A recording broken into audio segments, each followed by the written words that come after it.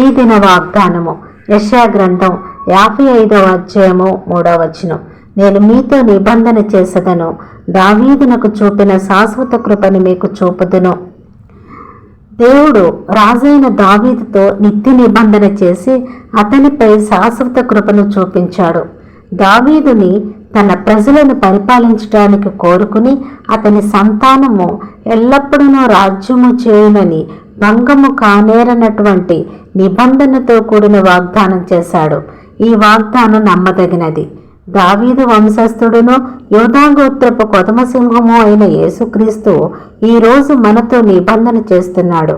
ఆయన నీతిమంతుడై ఉండి తన మాట చొప్పున నెరవేర్చగలిగిన సమర్థుడు. దావీదు మహారాజుకు చూపినటువంటి శాశ్వత కృపను మన పట్ల కూడా చూపిస్తున్నాడు. అందుకే పర్వతాలు తొలగినను మెట్టలు తత్తరిల్లినను నా కృప నిన్ను విడిపోదని దేవుడు మనలను ధైర్యపరుస్తున్నాడు.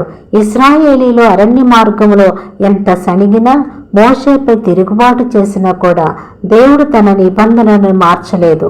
నిబంధన జనులుగా ఎర్ర సముద్రమును దాటించి మన్నాతో పోషించి వారిని కనాను చేర్చిన దేవుడు నిన్ను నన్ను శ్రమల నుండి విడిపించి తన శాశ్వత కృపను మన పట్ల చూపిస్తాడు.